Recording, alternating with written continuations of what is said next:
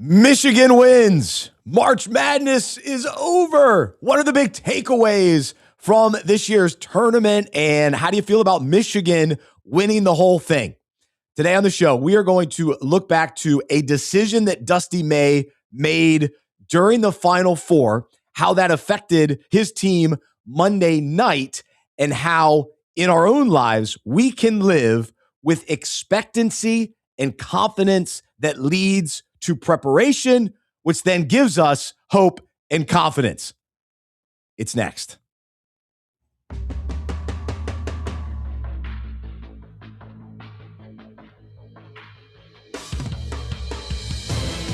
Welcome to the Unpacking It podcast, where we unpack parallels, metaphors, and topics in sports that relate to life and faith. I'm Bryce Johnson in downtown Mount Holly, just outside of Charlotte, North Carolina, joined by my co-host Trip Smith here in studio. He's celebrating the hiring of Mike, don't call him Michael Malone, for his Tar Heels. So we'll get his thoughts on that in just a little bit, and a lot to get to. It's Masters Week. Excited for that. We got the NFL draft right around the corner. NBA playoffs start, I guess, next week or this week. Next week. Yeah, we got a few more games for my Hornets as we fight for that 6th seed. And so a lot going on in the world of sports, but glad to be with you today as we take a look at what's going on and look at it through a lens of faith and how it can really be an encouragement to us today. And so we're actually going to take a look back at the Final Four. What's so interesting is we moved past the Final Four so quickly. It's such a quick turnaround. So the games happened Saturday night, and then Sunday was Easter. Monday's the championship game, and something happened on that Saturday night that I think is worth unpacking for us today. So we're going to have some fun. Thanks everybody that is watching live. We are live right now. Facebook, Twitter, and different platforms. Glad to have you, LinkedIn as well. And then also for those of you that listen later, we're grateful for our Spotify and Apple Podcast listeners, as well as YouTube. So great to be with you all each week here on this show. And man, we got to talk really all the different layers to Michigan's win and UConn's loss. What a run for UConn. I mean, it's just amazing what Dan Hurley did. And that team, they maximized what their possibilities were on Monday night. They had a few moments where I started thinking, oh, wait, is UConn actually going to come back and win this thing? I'm having flashbacks to what they did against Duke. But Michigan, in the end, just more talented and just the size. I was listening to Dan Patrick this morning, and the best take was from the producer Marvin, his wife. She made a comment about Michigan. Wow, they have muscles and goatees. That's pretty much it. Like that's what separated this Michigan team. They were just bigger across the board, and that allowed them to make a run all the way to the championship and pull it out last night. And so, all right, lots to talk about. But we also have to celebrate something today because Trip Smith is this year's Unpacking It Bracket Challenge champion. Trip, congratulations. How did you do it? The ball is tipped, and there you are. You're running for your life. This was my one shining moment, Bryce. Way to this go. was a big moment for me. Thank you. You did it. Thank you everyone. You know, actually, Bryce, I was thinking as I noticed this morning, one of my favorite TV shows of all time is Seinfeld. And one of my favorite lines from Seinfeld is when Jerry is trying to pick up a woman, and he says, you know, you might not know it to look at me, but I can run really fast. And I would just say to our listeners, you know, you might not know it to listen to me on a weekly basis, but I'm actually pretty good at this sports picking thing. There you go. I usually do okay at fantasy football. I usually do okay in my bracket challenges. And this year made it to the top of the list. You had to inform me this morning. I was surprised because I thought that we had a few other people who had picked Michigan as their champion. And that was right. But I think that I was the only one near the top who had UConn and Michigan. So that's how it worked out for me. And I do think, like you said, throughout the tournament, really coming into the tournament, I thought that Michigan just consistently looked like the best team in each game that they played. And part of that was how physically imposing they were. Just across their lineup, they just looked like sometimes men playing against boys. You know, you look at Yaxel, however you say his last name. Yaxel Luxembourg, versus some of the it reminds me of a delicious sandwich that I used to get in college. Versus like some of the younger UConn guys, and he looks like a man who's ready to play in the NBA, playing with boys, and so there was some just some physical skills, physical giftings that set them apart, as well as they were playing great basketball in the tournament. So not just that they were bigger and stronger, but also great basketball. Great scoring, great teamwork. They played well as a team. There wasn't one guy who really stood out as like carrying the team. They just all played well together and were just solid, consistent players throughout the tournament. And really all season long in a lot of ways. Yeah, and I love their saying 9 starters. Mm-hmm. And so it looks that way. Yeah. Relied on their bench. Guys stepped up when needed. And let's talk about, one of the big storylines was Lenenberg being injured heading into this game. And he got injured Saturday night.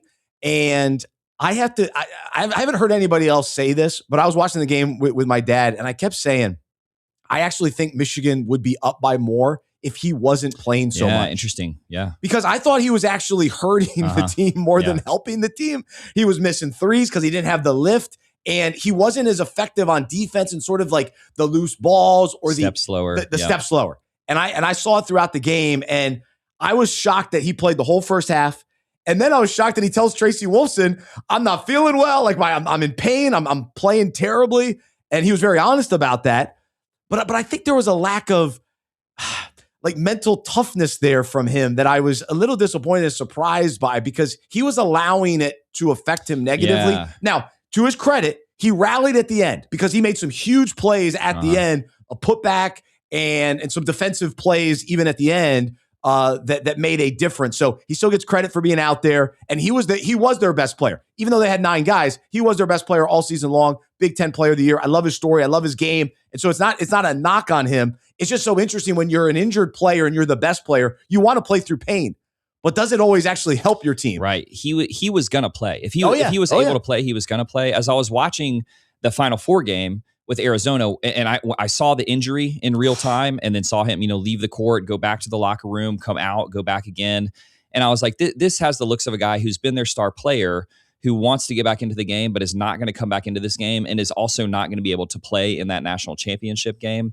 And I think it was just the case that no matter where he was physically, if he could get out on the court, he was going to be out there. And besides being their best player, he's really also been the kind of the key leader of the team. He's been sort of the emotional center of the team. And so while he did look a step slower, he looked injured. I think clearly he's the kind of guy that you want to have on the court at the end of the game when things come down to the line. And he was able to come through when they needed him the most. And so, great story for him in a moment that he deserved. If he was able to be out there on the court with the way that he's played this season and the way that he's played in the tournament, he should have been out there. And I'm sure he's as excited and happy as anybody on that team about winning the championship. Well, so but he was bummed how he knew he wasn't playing well. But it was almost like, dude, get out of your head, man. I know you're not playing well, but you could kind of see it on his face. And you get to that moment. The goal is to win, right? It's not your stats. It's not how you're playing. The goal is to win. And he does feel like the kind of guy that you want him on the court because he gives your team the best chance to win. The guy that has hurt me to watch this whole tournament is Elliot Cadeau, which can I just say, okay, so left Carolina through the transfer portal. To see how well he has played, to really see, I think to say he has looked like one of the best, if not the best point guard in the country in college basketball through this tournament. And to know we lost that guy. Now, I will take some small solace in the fact that I think that Elliot Cadeau is one of the most uncool basketball names ever. It sounds like somebody who should be writing poetry, not someone who should be like the best point guard in the country. But the way that he plays point guard is poetic. He's so good. He plays really, really well, really, really smart. Or Gusteau from Ratatouille. Gusteau, great chef. Waiting on Godot, a little known tragic comedy play that I remember having to read when I was a 9th grader in high school. But Elliot Cadeau, not a cool basketball name, but man, has he been a great player, a great point guard. And I guess he's going to be back next year, right? Like he's not leaving for the NBA is the latest that I've heard for him. So that would be surprising, but man, I mean, he was awesome. He played great last night and throughout the tournament. And I leading scorer last night. I appreciate, because for the most part, he's been a pass first point guard, huge assist numbers and right up there all time, really for a tournament. And so I like that in college basketball, and it's refreshing to see someone who's actually willing to distribute the ball. Because so often in basketball, even in the NBA, it's these shoot first point guards. And I long for the day when guys are actually willing to get others involved. But Cadeau can make unbelievable passes. He sees the floor in amazing ways and makes a difference. And then he knew he had to step up offensively, actually shooting the ball. And so he was able to do that.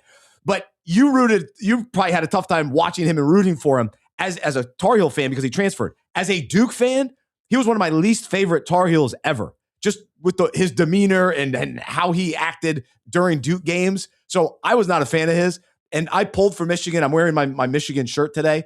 I was pulling for them last night in spite of him. In spite of him. But along the way, I also found myself just respecting his game so much.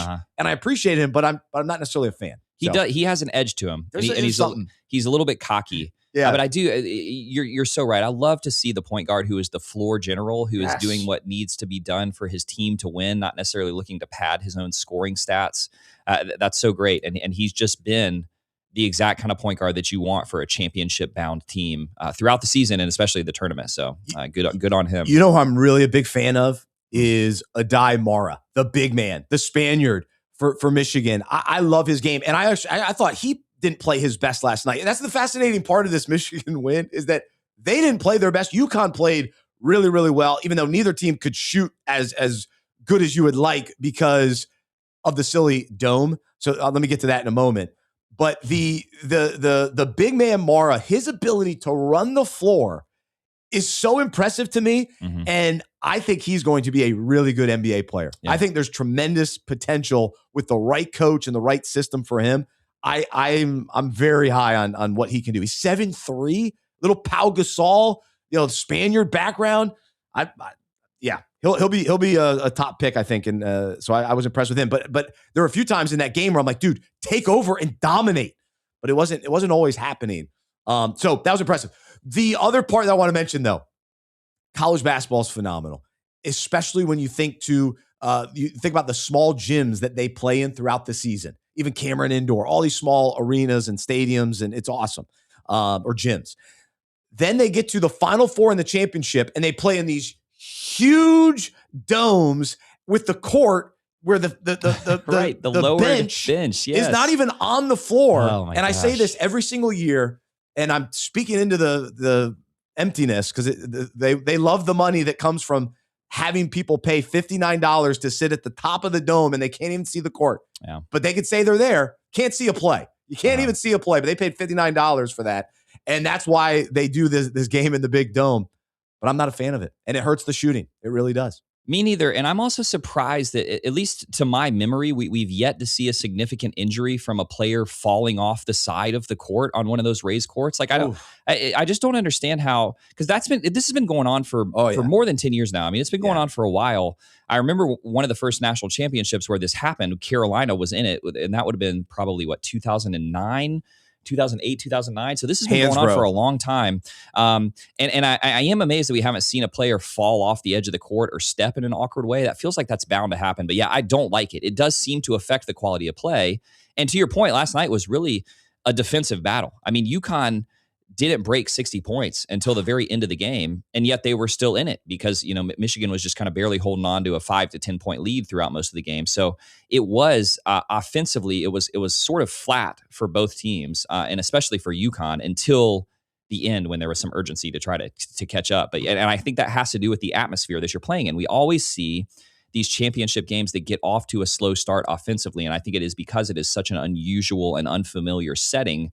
And I would love to see it just played in one of the iconic basketball arenas somewhere in the country. It doesn't need to be in this football stadium, and I don't like it. And we sort of, sidebar, but we talk about how so much of live sports viewership is struggling because everything is tending towards people staying at home and watching on TV. And it's because the experience is so much better. It's cool to be able to say you were at one of these championship games, especially if your team was in the game. Yeah, I get it. But you paid $100 to go sit in the nosebleeds and watch little ants moving around on the floor down there. I mean, it's a better game at home, And so I'd rather see it be an exclusive event in a smaller arena that's meant for basketball. I think the product would be better, but I understand why they do it, and it's not going to change. It'll continue to be that way. So today on the show, we're going to talk about Dusty May's preparation and how that's been one of his key traits and what has allowed him to have this kind of success as a coach. But one thing that he did that was cool is he had his team practice in the big house, right, using a goal that they put in the middle of the field to sort of help with the depth perception. And so, Michigan shot well enough, but they weren't lighting it up from three. But I appreciate the effort, and I think it helped a little bit the other night against Arizona, because they did play great on Saturday night, of course, blowing them out, which was remarkable. A couple of questions I want to ask you. I guess one comment is just I would have loved to have seen in this tournament UConn play Arizona. To me, Michigan was clearly the standout team. UConn made a push at the end to make the game look closer than it felt for most of the game to me, and I really don't think that they ever threatened, with the exception of when they cut it to 4 right there towards the end. They never really threatened to win this game. Michigan looked like they were in control throughout. But I thought, who was the second best team in this tournament between UConn and Arizona? That would have been a fun game to watch. But I mean, we've talked a lot about Michigan. Anything stand out to you about UConn's overall performance through this tournament? I mean, one of the great moments in NCAA history with that win against Duke in the Elite Eight. I don't remember that game. You've blocked that out of your memory. But that will be, I mean, that is the one shining moment video reel of all the highlights, and that's an all-timer in terms of shining moments in the NCAA tournament, that last shot. But what's your take on UConn in general?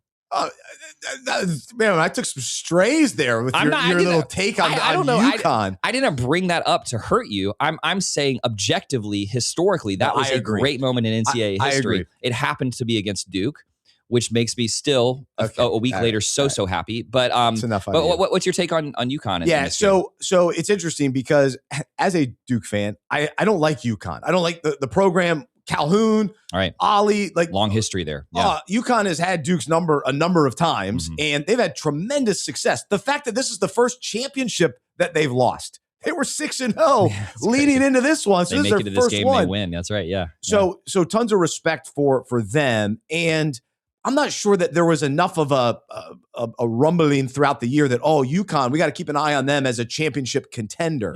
They were sort of that next tier of teams. They were a 2 seed, which makes sense. And so for them to get to the championship and then play Michigan, they played Michigan the best of any team in the tournament, says a lot about Dan Hurley's ability to take over a game. Like, Michigan played UConn's game last night. And that points to Hurley and his ability to set the tone of a game. Michigan was just too big, too talented, and they pulled it out. Yeah. And that's the story there. But I will say, I go back and forth on, do I like Dan Hurley? Do I not like Dan Hurley? He's really annoying, but he's also so awesome. He's very respectful in media conversations. He's very interesting. He's a great personality. He seems to truly love coaching. And I started thinking about, like, the new era of coaches. We got this whole new crop. I was going to ask you about that. New crop of guys. They're different than the Patinos, the Caliperis, the slicked back. I wear my hair slicked back, so nothing against that. But the slicked back kind of, suit guys. We're in a different era now. Dan Hurley came and get a suit that hangs on throughout the entire tournament. The poor guy is unraveling. So it's just like a different approach, and it's not about. They're not as much about the ego. It doesn't seem, I mean, Hurley's got enough of an ego, don't get me wrong, but it feels different. It doesn't come off as, they're a different crop of guys, and Hurley's ability to build a culture is phenomenal. Now, UConn they have this great history, but they were down and out. All the issues with Ollie and kind of the fallout from that. Hurley comes in, builds his program the way that he has, and he gets guys that fit what he wants to do, and then they go and execute. It's remarkable. So a lot there. Sorry. Did you catch? I mean, this is a roundabout way of getting at my answer to that question. But did you catch the thing with Ernie Johnson and Coach K yesterday? Coach K on college basketball. I DVR'd it. I have yet to watch it. So I caught a few minutes of it. Really, really good. And I happened to catch the part where somebody in the audience asked him, in this new NIL sort of landscape, what do college basketball coaches have to be better at if they want their teams to be more successful? And Coach K, I mean, I'm a pastor, so obviously I love the alliteration here, but he's like, it's really about two things. It's about money and minutes. How much money can you give the players that you want to come to your school, and how many minutes on the court can you give them? I would say, I actually wonder with guys like Hurley or like Signetti for Indiana football coach, these coaches who are characters, right? There's a real there is an entertainment factor to them. There's a certain like uniqueness. The faces both those guys make. His facial expressions. Oh my gosh. Hurley's facial expressions are just out of this world, man. I mean, he is so entertaining. Give us a Hurley cam. Give us a Hurley cam. It's just like I was thinking like, how would I imitate this the other night? Because he'll come over and be, oh, he's just in shock. He's, across his arms really like dramatically, like a little toddler, But he's a great coach. I would argue that he's probably the best coach in college basketball right now. And I think that's a clear yes. Yeah, he's an entertaining character. And I do wonder if one of the ways that you can set apart your program in an ecosystem that is more and more predicated on attracting players through transfer, through the NIL portal, or through the portal and through NIL, is to have a character who's kind of like a coach who is kind of like a caricature, right? I actually think there is something to that. And I wonder if it's intentional on those guys. And oh, by the way, it takes a lot of the unhelpful media attention off of your 19-year-old NBA-bound player who is too sort of emotionally and socially immature to take a lot of that attention, and puts it onto the ridiculous coach. So Hurley, he draws a lot of attention to himself, but then when he's with the media, he seems to be a very thoughtful and sort of disciplined guy. And so I think it might be more intentional than we think, and I really think that there's something to it. If you don't have the money, and if you don't have some of the power of like some of these big historic schools, UConn's a big historic basketball school. Yeah. But I think one of the ways you can do it is setting your program apart in other ways. And I think there are high school players who are watching Hurley who are like, that guy is awesome. All these TikTok high schoolers are like, I really like his vibe, right? He's got a good vibe, man. I like the vibes. And that's a crazy vibe, man. Yeah, he's got a crazy vibe, and I think he's a great coach. And so I actually think it might be more intentional than we give credit for. But yeah, I mean, shout out to UConn. They were outmatched physically, and I just think Michigan was clearly the best basketball team in this tournament. But UConn kept it close, and it was looking reminiscent of that Elite Eight comeback there in the final minutes when they made a couple of 3-pointers in a row. So good on. I mean, it was a great game. It was a great, albeit a low-scoring game. It was a great game. It was fun. I enjoyed it. A couple of things before we jump into this week's devotional topic, but the roller coaster ride of emotions toward Hurley. Also, I had roller coaster emotions toward Mullins, because Mullins hits this unbelievable 3 to beat Duke. He'll be a March Madness hero. And then he follows it up. Like he had a couple big shots in the game against Illinois in the Final Four. The one at the end, which extended the lead to 7, was basically the game winner for them Saturday night. And then on Monday night in this championship game, Mullins was all over the court. And I kept saying to my dad and watching this is like, Mullins isn't going to get space tonight. Like Michigan's too long. But Mullins was in the mix. He kept getting in there, and he would grab loose balls, and he was running all over the court. And I just appreciate the way he plays basketball. And why didn't he go to Duke? He would fit in great. He is kind of a Duke guy. Gosh, you're right. He should have gone to Duke. He is kind of. What wasn't the storyline for him that this was like a homecoming, right? What wasn't he from? Indiana. Yeah, which is a bummer for Indiana University to not have him there. Right. You want guys, homegrown guys like that. But I do wonder, there's a little bit of an adrenaline boost. There's a little bit of extra energy that you get with that homecoming storyline and big championship game in your home town, so or home state. So. He's going to be a good player. He's just a freshman, right? So I mean, he's well. I was looking at a mock draft, and they have him going in the first round, and I'm surprised by that. I would recommend sticking around. I think one more year. That's interesting to me. I didn't realize he was a projected first rounder. Wow. Okay. Because he could shoot. Like he's lights out shooter. Yeah. But he struggled a little bit at times. Everybody did for UConn, but no. I mean, I thought he was impressive, and he does have a game beyond shooting, but. Everybody's looking for the next Knipple, Everybody just wants the next Knipple. Well, no, I think he is similar to Knipple, but he's not as big. Knipple has some size. Smaller to him. Guy, but shooter, plays hard. Decent defender. Yeah, so he can, for his size, he can play defense. Yeah. Interesting. It's pretty good. So anyway, I thought, overall it was a great run for UConn, but Michigan getting this win, and for them to actually win in the championship, I thought was a big deal, because they've gotten to the final a number of times, losing to Duke and Carolina. They lost to Louisville. They lost to Villanova. So to finally actually win in the championship game was a big deal. And so let's talk about Dusty May as we get into this week's devotional topic, and to think how really different personalities, yet also some similarities between Hurley and May, and taking a look at, okay, in today's era, what types of coaches are going to work. I do find that the toughness, the guys that run a real disciplined program, they're the ones that are working. You know, the buddy, former player, I don't know. I don't know how well that's working. I know Shire's developing as a coach. He's a young guy. But like Juwan Howard didn't work at Michigan. Penny Hardaway, it's like not really working at Memphis. So I just started thinking about some of these guys. Jerry Stackhouse. So it's Dusty May, who's just a grinder of a head coach. It's Dan Hurley, a grinder, like just made to coach. Like he knew he wanted to be a coach. It was all about being a coach. And that's the guy that's doing this. You know, even Brad Underwood, been around forever, just a grinder of a coach, coaching in JUCO and all that kind of thing for Illinois. So I respect that. I appreciate these guys. Tommy Lloyd, longtime assistant. So for Dusty May, though, his background with Bobby Knight, a student manager, and he fought hard to be a head coach.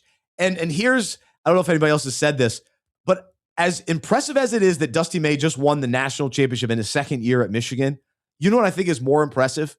He took Florida Atlantic to the Final Four. That's right. Yeah. I'm giving them the nod for that. Yeah. That's unbelievable. Florida, I don't even know Florida Atlantic, or what are we talking about? Never heard. I mean, we never thought about him until he did that. Yeah. Final Four. That's good. And so he's a legit coach. He absolutely. And even though I kind of questioned, maybe you got to bench Yaxel a little bit in this game, but other than that, it was an impressive performance. But I want to go back to Saturday night because this sets up today's parallel. There he was during the first game of the Final Four, where he's watching and scouting the UConn-Illinois game. And what was he doing? He was preparing for Monday night's game. He was expecting his team to be there Monday night. And so he wanted to take a live look specifically at UConn because they had already played Illinois, so he knew what Illinois was about. But he wanted to get a feel in person and really set himself up and set his team up the best in regards to preparation. And it was fascinating because during halftime, Kenny Smith was a little critical of it, and there was a little bit of, just kind of debate on, wait, why is Dusty May sitting courtside or in media row watching his team when he's about to play in the next game? Shouldn't he be back in the locker room with his team? Shouldn't he be focused on playing against Arizona? Oh no. He knew his team was ready. He was confident in his team, and he was able to go out there and go, all right, my team's ready. Now I'm going to go watch UConn because I expect us, now I'm putting words in his mouth, but I expect us to play Monday night. And so I want to know what it looks like with these opponents. And even in the game, it felt like UConn was going to win that game. They controlled it for the most part. But what did you think in real time? Because we didn't know what was going to happen in that second game. We didn't know if Michigan would actually be ready. Right, exactly. So we're looking at it in hindsight. But what did you think in the moment? I do think there is a certain confidence in your team and in your preparation for the game at hand in the week leading up to that, right? To be able to go out and do that. Undoubtedly, if Michigan had lost that game, it would have been a major storyline, right? We would have heard it. And we have instances, maybe I can't think of many that are on this level, the championship level, but we have instances of teams and even coaches who seem to have looked past the game that was right in front of them towards a bigger game. Yes. And we give them flack for that, as we should. It's the whole trap game thing. Yep. And so, I understand why the narrative was this is not where he should be right now. But it worked out, and it got the University of Michigan a championship. It got this team a championship, So it is, we can speculate about what the story would have been if they had lost that game, but they didn't lose that game. And like we said, it looked like Michigan was just the most solid and prepared team for every game throughout this tournament. So maybe he just knew, my team is ready for the game tonight. I'm going to go scout the teams that we're going to be playing potentially in the championship next week. And so, congrats to him. It was a bold move, a strategic move, and it worked out exactly the way that he wanted it to with the championship. And I think it's fair, in the moment too, a little arrogant, a little presumptuous, and here in the national championship game. But you want your coach to coach you with want confidence, expectancy, right? And confidence, and he has an air about him, no question about it. But he's a confident coach, and he's confident because of his preparation, and that's what he's been known for. And I love this. I actually found this quote recently, and I made a note of saving it, and then it popped up again. But Bobby Knight is known for saying this: it's not the will to win, it's the will to prepare to win. That's a great quote. So with Dusty May being, a part of the Bobby Knight kind of tree in some way as a student manager, he values preparation. Oh, every coach values preparation. Yeah, but some coaches go beyond. Like they take it to another level. And so to me, in regards to what happened during the Final Four and the decision to be out there to scout in person, UConn, I just have to sort of take the side of, way to go. This speaks volumes to his level of preparation and his level of expectancy that, hey, he expects Michigan to win.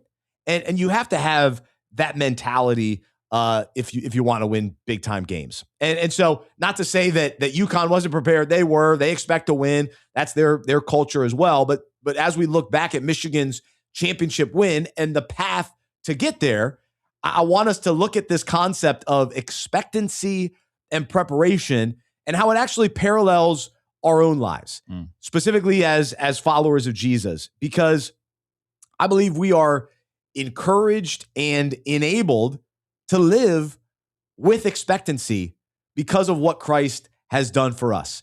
Because and we celebrated this weekend, but we celebrate it every day, that Jesus went to the cross, he died, he rose again, and now we rest in the finished work of Jesus, knowing that he won. He is victorious, and we are victorious in Christ. And so now we expect to win, right? We expect to win in the end. We know that we win. We have confidence and hope that we win. We get to experience this overcoming of sin and death because of what Jesus has done. We get to live eternally with him. We have salvation because of Jesus. And so this gives us confidence, being able to live with expectancy and live with hope. And so what does that change? Well, we now every day also prepare. Like we prepare in a number of ways. We prepare for Christ's return, which affects the decisions that we make. We also prepare for what God is going to do in our lives. So we prepare for opportunities. We prepare for spiritual blessings. We prepare for trials. And so because we expect God to move and work, and we expect the promises of God to come true. And what Scripture tells us, we expect those things to actually happen, which then leads us in our confidence and our hope to prepare and prepare properly. So I'll let you jump in here initially. Bryce, did you have a friend in school growing up, or maybe a friend in college, who was notorious for like the night before the big exam or the big paper cram session? Were you that guy? I was going to ask I'm that guy. If you were that guy. I mean, I think it's important to remember, as we talk about healthy preparation and wise preparation, to remember that the cram session 12 hours before the big event is not good preparation. In fact, that's the opposite of good preparation, right? And so going back to Dusty May, it's like if he had, in the hours leading up to that Final Four game, if he had been in the locker room being like, guys, we better come up with a plan for what we're going to do against Arizona, you would say, no, that was bad preparation, right? It was actually the healthy preparation in the long term leading up to that moment that allowed him to be on the sideline scouting out the next game. And in the same way, I would say, the question that you want to ask people when they're notorious for those cram sessions is, well, what did you expect to happen? This was on the calendar. You knew this test was coming tomorrow. You knew this paper was coming tomorrow. Where did you expect that you were going to be at 3 a.m. the night before? Now, don't get me, in college, we sort of have that energy level and that ability to pull that off. But over the course of a lifetime, that's the opposite of good preparation. And so I would say expectations and preparation are inextricably linked in the way that we live our lives. What are you expecting to happen tomorrow? What are you expecting to happen in the coming year in your life as a follower of Jesus? What are you expecting to happen between now and the day that you die? And what are you expecting for eternity? Your answer to all of those questions will affect the way that you prepare on a day-by-day and year-by-year basis as you live as a follower of Jesus. Amen. And let's state the obvious. we know that life is full of surprises. And so that's a topic for a different day. Well, but I would actually say that's one of the things that you should expect, right? You should expect that you will be surprised by suffering in pain in different points of your life. And if you wait until that moment comes to prepare in your relationship with the Lord and other people, that's like cramming for the test, waiting until it gets there. I often, in ministry as a pastor, I would often encounter believers who they were real believers in Jesus, but they had thus far in their life, and this was probably true of me at times too, so I shouldn't say this too critically. This has certainly been true of me. They had lived a certain amount of their life free from kind of like poignant or in-your-face suffering, and so they had it prepared for when those moments came, and they were learning what it meant to follow Jesus in real time in the midst of that suffering. Now, praise God, there's mercy for us in those situations. There's grace in those situations when an unexpected suffering, an unexpected trial is thrust upon us and we haven't prepared for it. God still meets us with his mercy. He meets us with his grace and he leads us through it. But so much better, so much wiser and healthier to be preparing. And I would say one of the things that we should prepare for as Christians is those surprising trials and those instances of suffering. I mean, the example in the Bible that I think of is Daniel in the lion's den. Daniel was able to be cast into the lion's den or into the furnace by these evil rulers of Babylon, right? He was able to be thrown into those moments and then respond with prayer and with trust in the Lord, with calm and with confident proclamation of the gospel, because he had been preparing in the years of his life leading up to those moments. You won't be prepared for the lion's den unless you pray in the living room, right? Like you will not be prepared for those moments of trial unless you are preparing regularly in just the normal stuff of life. And I think that's a lot of what we're talking about today is what does a healthy cadence of preparation look like in just the normal mundane moments of our life? It's good. And really it's driven by trust and expectancy. And so we approach, the day-to-day battles that we experience, the opponents that are there, Satan is real. The enemy is real. So we're taking on an opponent every day. And so we have to prepare for battle. We have to prepare for that. And so we also, though, step into the battle with expectancy that, okay, God is going to deliver on his promises. He's going to give us power and strength. He is going throughout our life to transform us. He's going to accomplish his will, and we have expectancy that he will comfort us and guide us. So that's where our trust, our trust is in him, which gives us confidence and expectancy that he's going to do certain things. Now, well, I expect God to do this and this and this, and no. What's biblical and scriptural, those are the things that we expect him to do, because in our immaturity, it's like we could, oh man, I got so much confidence in the Lord, like he's going to give me $1 million. And we get silly about it sometimes, and even sometimes less than that. But we can expect him to show up in the ways that he's described in his word. And those are the things that we cling to. And so we prepare for him to do those kinds of things. And we prepare our hearts and our minds every day, expecting there to be battles, but expecting him to give us the strength and the power that we need, to give us the grace that we need. And so we then, as a result of this expectancy and this trust, we approach God with confidence and hope, knowing that he'll give us what we need. And so we go to Hebrews 4:16, Amplified Translation tells us, therefore let us with privilege, because of Jesus, approach the throne of grace.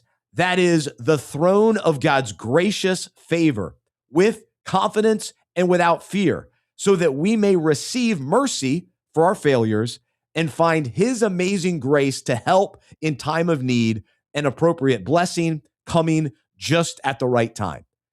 And so we approach God with confidence, with expectancy. And so we go to him expecting him to give us the mercy that we need for our failures and the grace that we need in many forms, whatever that may look like. We need him. We need his grace, and we can expect him to come through.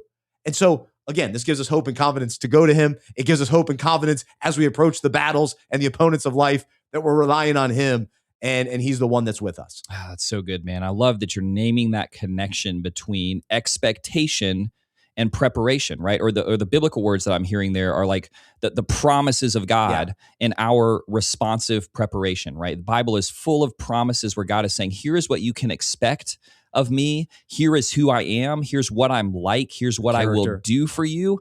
And then here's how you ought to respond. And I love that. I mean, Hebrews 4:16, the verse right before says, it's the verse that says, we don't have a high priest who is unable to sympathize with our weaknesses, but one who in every respect has been made like we are, yet without sin, right? That's saying, okay, here's the promise. Jesus, your high priest, you can expect that when you approach God's throne, your high priest will be standing there interceding for you, and he knows you in every way. He's been through every temptation. He's suffered from every weakness and struggle in this life, but he didn't sin, and he knows you and he loves you. And so when you approach the throne, you will receive mercy and grace to help through Jesus, right? And so I mean, all those promises of God have their yes in him, right? They all center on Jesus. But the preparatory question for us is, are you storing some of those promises in your heart? You know, I wonder if for some of us who grew up in a Christian context, because memorizing Bible verses is so closely associated with like the sticker chart on the wall of your Sunday school room, or like the pack of Skittles that you would get if you memorized a certain number of Bible verses, that we have sort of lost the plot that the reason that you memorize scripture, the reason that you store it in your mind and in your heart is because you have the promises of God that help you prepare for the things of the kingdom, right? They help you prepare to follow him. And so I would just say, yeah, for brothers and sisters who are listening to this, who are like, yeah, I got memory verse trauma. Okay. What I'm not saying is that God is going to reward you. He's going to give you that spiritual bag of Skittles if you memorize enough verses. Okay. But you got to figure out a way that works for you to get the promises of God into your mind and into your heart. And I think you're going to say, Bryce, rightly, that there is real reward in remembering those things. It's just not kind of the earned through the gold star on the chart, 10 memory verses gets you this specific reward, you know, but it is, there's a greater reward of resting in the promises of God and being more prepared to follow him on a day-by-day basis. Absolutely. Absolutely. So as we parallel this to Dusty May, you know, Dusty May trusted his team. He had confidence that they would, you know, win against Arizona, and he was preparing then for what was to come in the national championship on Monday night. And so for us, as we trust God, we have our hope in him and in his promises, and we expect to win. Like, we expect to win one day. We're winners now. It's, you know, we experience victory because of Jesus. He already has won, but it'll all unfold fully in the end. And we know that we win. And so in the meantime, while we're here on earth and we have this mentality and this approach, hey, we expect to win. We expect God to show up. We expect his promises to be true. We cling to those. We then have a desire and a willingness to prepare our minds and hearts through prayer, through worship, through fellowship, through reading his word. And to your point, memorizing his word, so that we are ready for whatever God has in store for us here on earth, whether that is preparation for blessings, preparation for opportunities, preparation for tests and trials, Yeah, combine like them. that combination. So tests and trials, that whatever comes, we're preparing in the best way possible. And again, could Dusty May be prepared for everything on Monday night? No, but you prepare with what you have, and you do the best you can. And so May had his Michigan team prepared even to play a tight game with UConn, and they hung on in the end. And so here's what it says in 1 Peter 1:13. So prepare your minds for action. Be completely sober, in spirit, steadfast, self-disciplined, spiritually and morally alert. Fix your hope completely on the grace of God that is coming to you when Christ Jesus is revealed. And so we have this action every day. Like, we're in it. The following Jesus is an active event every day. It's our life. It's a journey. It's an adventure, like we talked about last week. And so in order for us to be prepared for that, we got to be sober. We got to be clear-minded. We got to be in the Spirit. We got to be steadfast. We've got to be self-disciplined, which comes from walking in the Spirit, yielding to the Spirit. And then we've got to be alert. We got to be alert to what's going on around us. What is God doing? How is the Spirit leading and guiding me? And so we're prepared when we know his word and we're able to discern, oh, this is the voice of God versus this is my flesh speaking here. This is the world's influences. This is the enemy trying to attack me. We have to be alert and aware as we fix our hope. So we're expectant, we're hopeful that Jesus is coming back and his plan will be, it's already been accomplished. It'll continue to be accomplished. And so that's what we cling to, and we cling to the grace of God. I love that, man. I mean, it's just, I'm sitting here thinking, for those players who played in that game last night, when did the preparation for that game start, right? Didn't start last week. Didn't start at the beginning of the season. I mean, it started in July, but it's like for Dusty May, it started when he was, interning for Bobby Knight. And before that, for these guys, it started when they were playing pickup basketball, rec basketball when they were little elementary schoolers. And I would just say, if you're a follower of Jesus, and especially if you're a relatively new follower of Jesus, or you just haven't done a lot of this work of preparation thus far in your life as a Christian, it's important to say, don't expect to step onto sort of the championship court right away and automatically just be really good and adept and excellent at it. It is a lifelong journey of preparation, and the Holy Spirit is the coach that goes with us throughout that, right? And so if you don't know where to begin, we're talking about some great places to begin. Take one of these verses that we bring up on the podcast and commit it to memory, or write it on a little index card in your car. Preparing your minds for action. And I love earlier that you mentioned spiritual warfare, Bryce. One of the things that we can absolutely expect is that from the moment that we open our eyes in the morning, I was going to say before we get out of bed, but it's even before we even rise out of bed, the world, the flesh, and the devil are going to come at us with lies and accusations and temptations and divisiveness. You can expect that will be true. And if you're a faithful follower of Jesus, it will become more true the more faithfully you follow him, the more closely that you follow him. And so we should expect that, and praying for the Holy Spirit's protection, for his coaching, for his guidance, for his power against those enemies is one of the most important ways that we prepare every day, right? To rise up in the morning and say, Spirit, would you guide me? Would you protect me? Jesus, be my shepherd, right? Who comforts me with your rod and your staff, who leads me and protects me.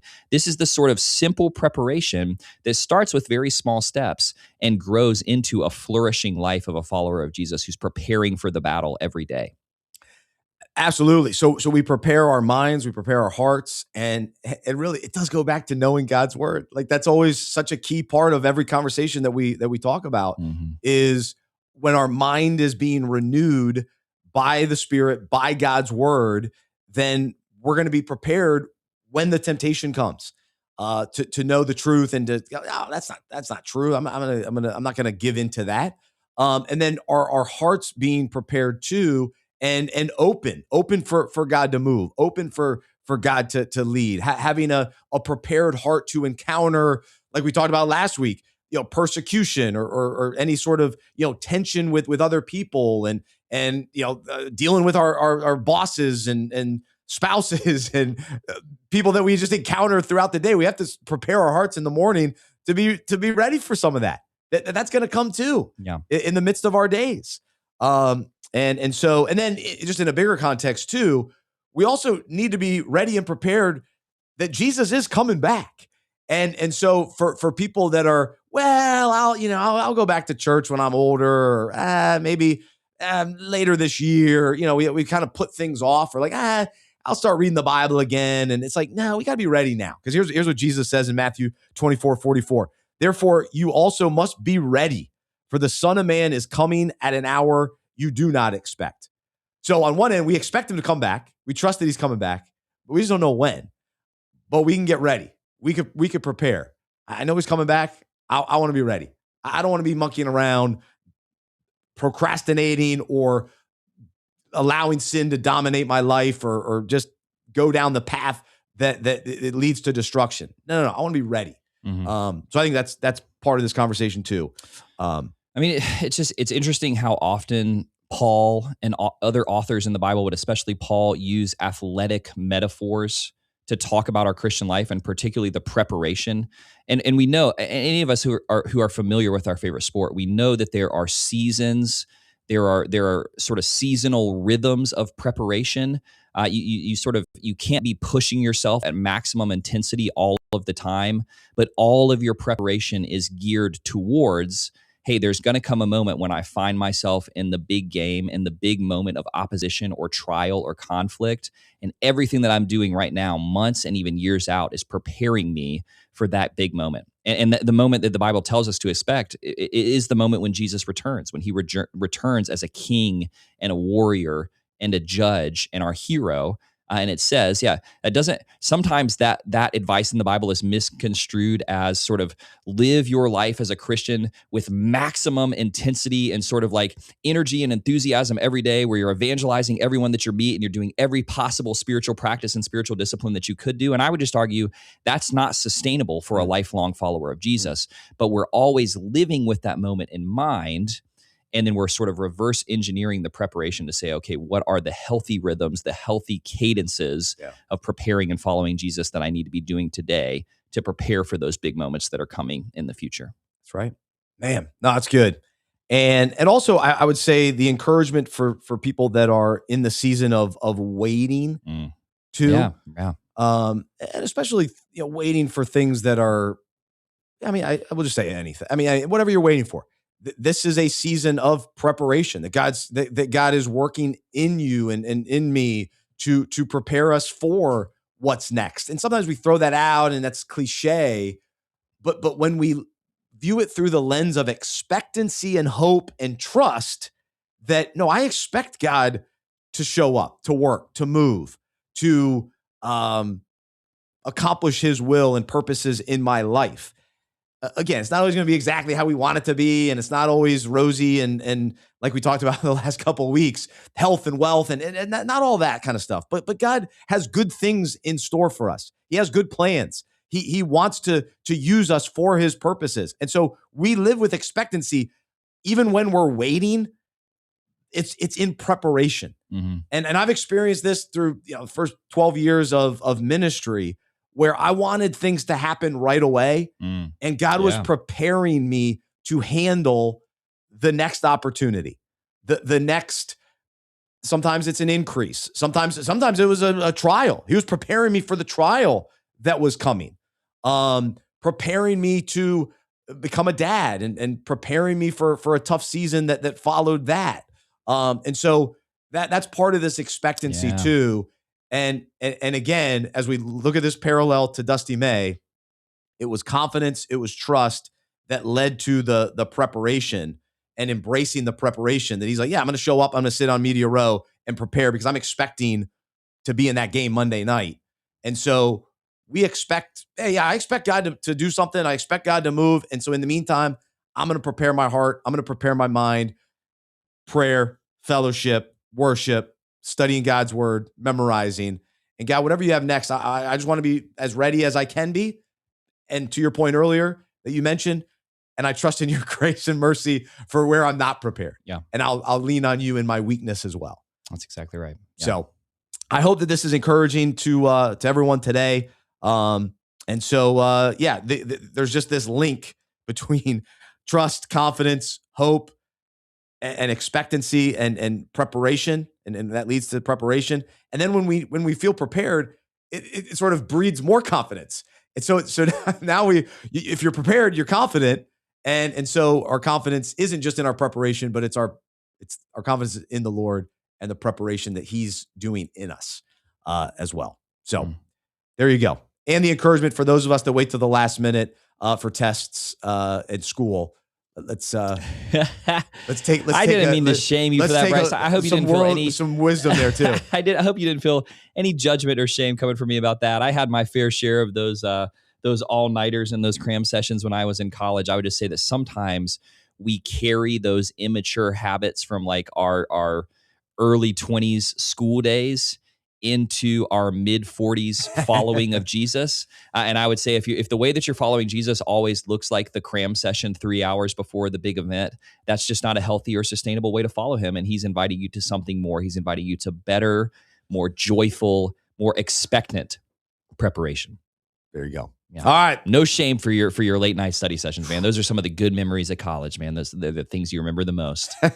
Crying in the library at 4 a.m. when you're trying to finish that paper. I got my fair share of those. Yeah. I lost my mind a few times. You can lose yourself there in the stacks at Well, speaking of late nights, that was a late night for that game. Tipping off at 8:50 at night. Why don't we start that at 8? I mean, why can't we start it at 8? I don't understand. I know it's like it's a West Coast thing. Yeah. But yeah, it is like a get off my lawn thing. I went to see a concert a few years ago where the guy doing the concert, they didn't have an opener in this concert. And so the main band came out at about 7:30.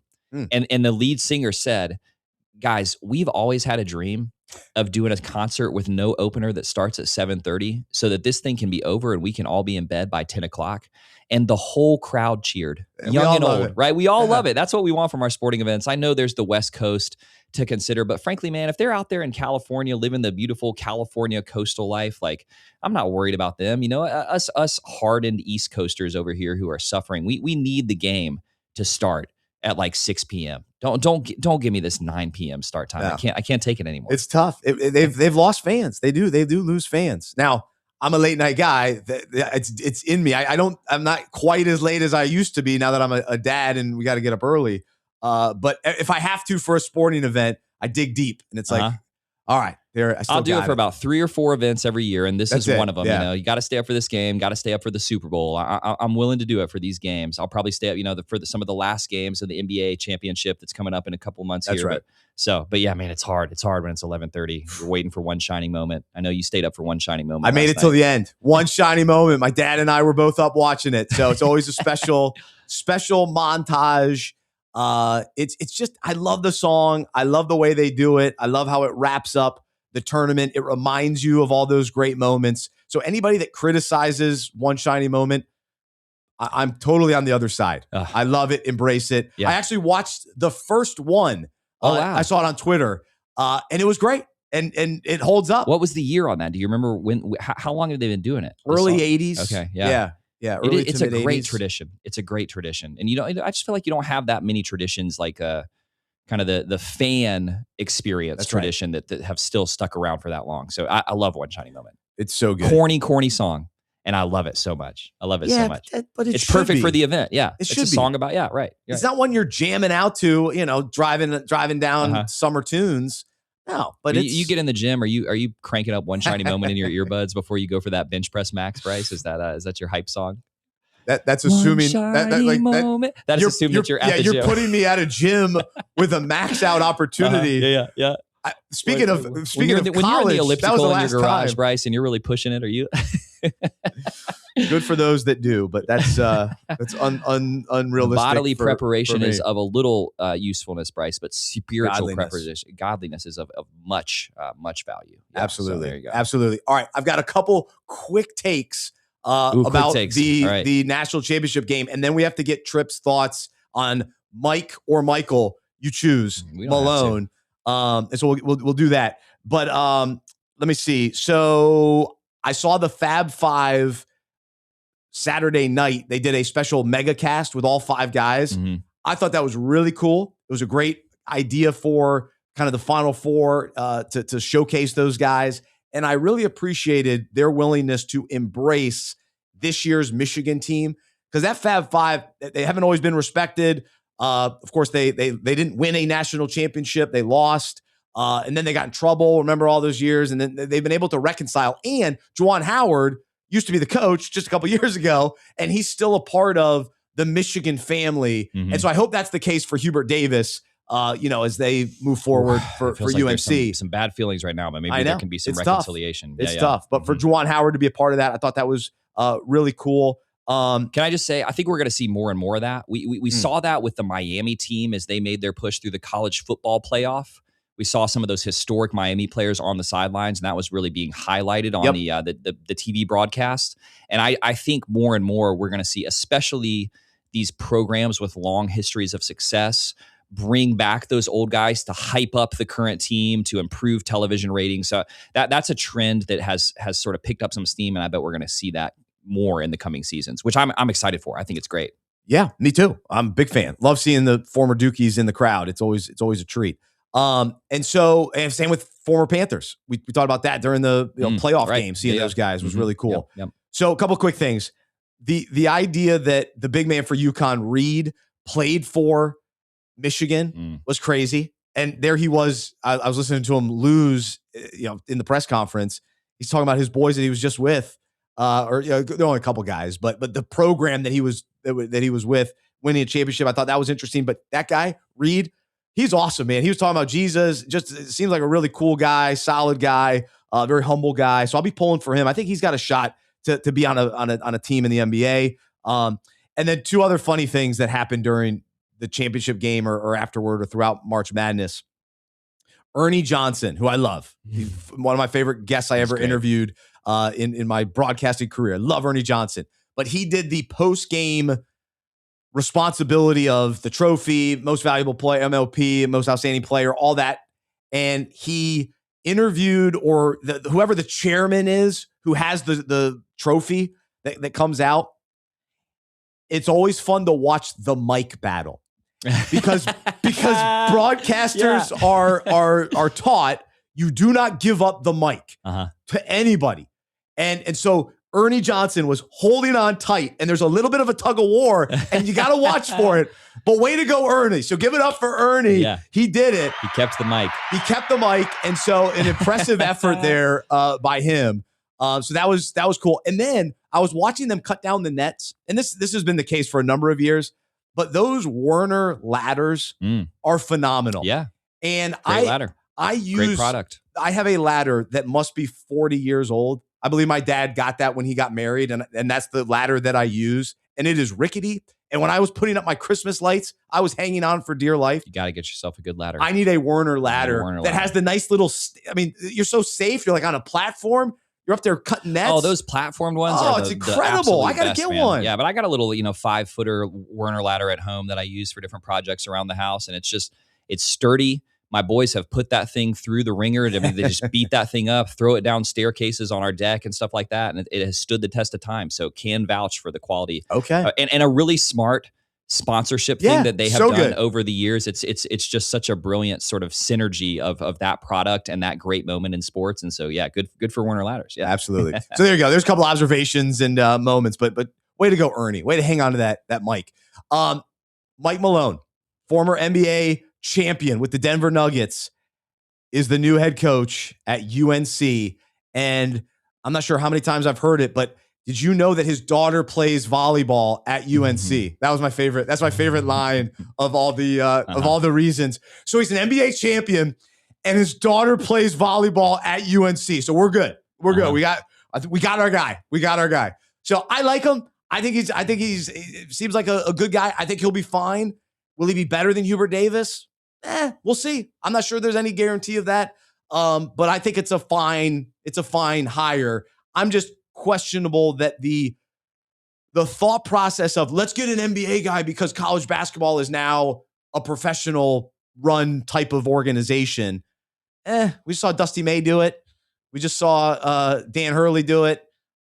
I don't know if that necessarily translates. So I just think I have some skepticism with that thought process. But as far as Mike Malone being a good coach, yeah, no question. He proved it with the Nuggets.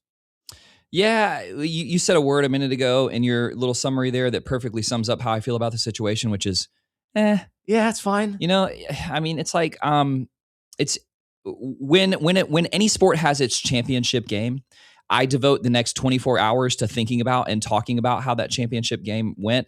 And then I tune out of that sport intentionally for like a month or two after it's over. And so the reality is I'm not going to give this much thought. They had to get their guy in there before the transfer portal opens up, which I think is tomorrow. Is that today, right? I think today. This afternoon it opens. And I don't think it's a bad hire. I do think there's something to the the convergence, the singularity of all major college sports moving towards their professional form as more and more money is poured into the college sports. And so maybe he comes in, maybe he has a great coaching scheme. There is something too. Carolina has this history of Carolina homegrown coaches who are running same kind of variations of the same offense that have been around for a long time. I like the idea of bringing in some new blood. I like the idea of bringing in an outsider. And so I would say that I'm cautiously optimistic about this hire. Anybody who had success in the NBA when Nikola Jokic was on their team is just it's hard to know how great that guy is when you're talking about you centered your entire team around arguably one of the three best players in the history of basketball. And so that's a bold take. I think that if you look at that's a take for another time. If you look at what Jokic has done, top three of all time. I'm going to say in the game today. I'll give you that for the last. I'm going to say top 5. Years. I'm going to say Jokic. If you just look at what he has done statistically for a long time now in the NBA, the triple-double machine that he is, and the way the whole team is built around him, and his totally unique style of play, I'm going to say that he is a top 5 NBA player all time. I'm going to go ahead and make that. I'll bring it down from 3, but I'm going to go 5. Okay, and that's a take that I'd love to talk about at another time. Anyway, Malone. Coaching with Jokic on his team, it's going to be interesting to see, does that translate to a team that he has to build in a college setting? But I think that I'm cautiously optimistic.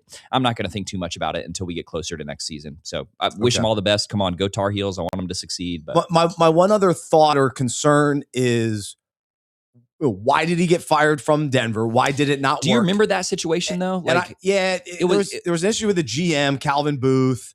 And it just seemed like they needed a spark. Right. They just needed a spark.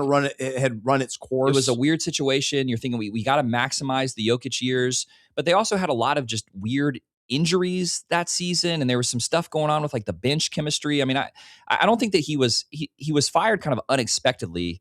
And I don't think it was because of like an extended period of no success, right? They were successful even that season in spite of all the injuries that they had. They were still pushing for the playoffs. Oh yeah. They made the playoffs that year that he was fired. And I think they even won in the first round of the playoffs that year that he was fired. So I'm not too concerned about the way that it ended at Denver being an indicator of him being a bad coach. They just needed a change in that situation. But what I find interesting is, why didn't another NBA team hire him? If he was this great NBA champion coach, and look what he did with Jokic.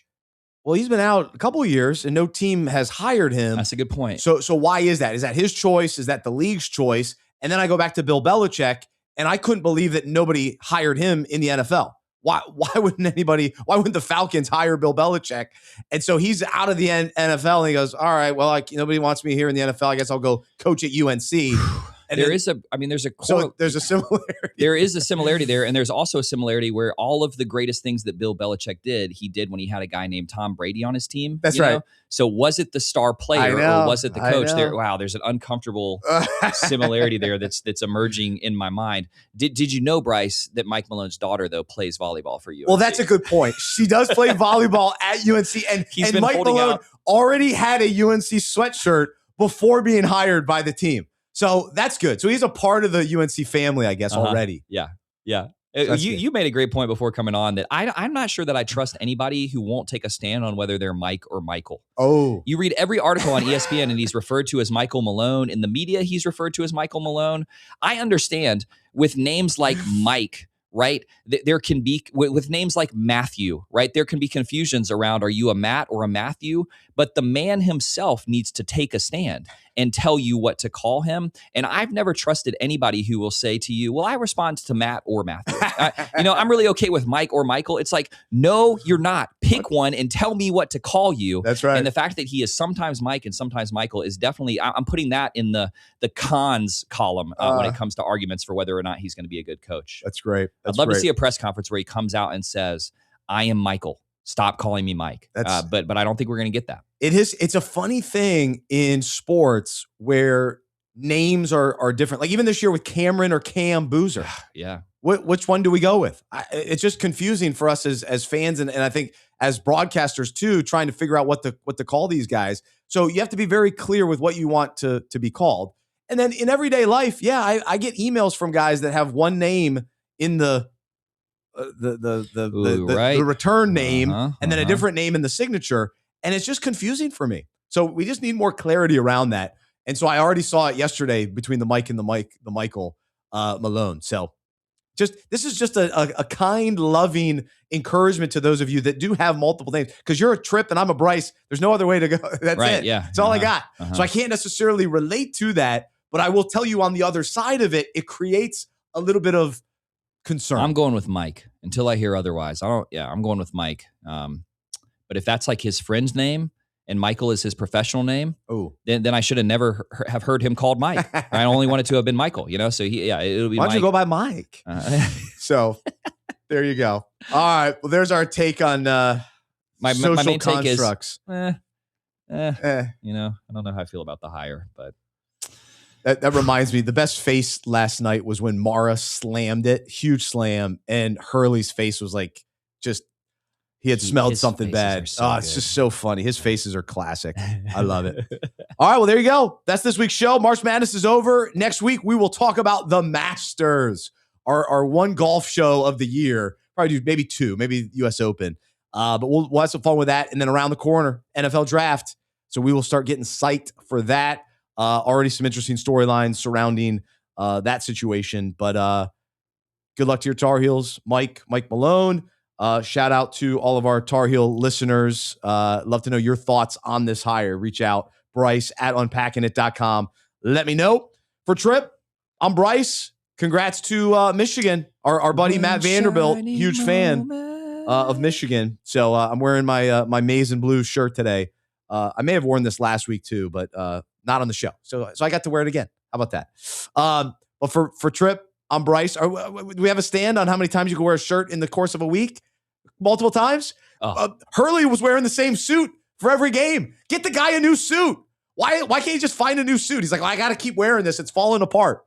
Come on, Dan. Give Danny. He also goes by Danny. Danny, no. Dan. Don't tell Dan, me that. Danny, Daniel. We don't know what to call him. I'm Bryce. I'm a sports fan who follows Jesus. I believe in the good news that he died on the cross for my sin. He was resurrected. And through faith, I've been saved by his grace. I hope that is true for you as well. And I hope you'll join me as we live life as sports fans who follow Jesus together. Let's live with expectancy. Let's pray with expectancy. And let's prepare. Every day, let's prepare our hearts and minds for what God has in store for us as we trust him. Have a great rest of your day. We'll talk to you next time right here on the Unpacking It podcast.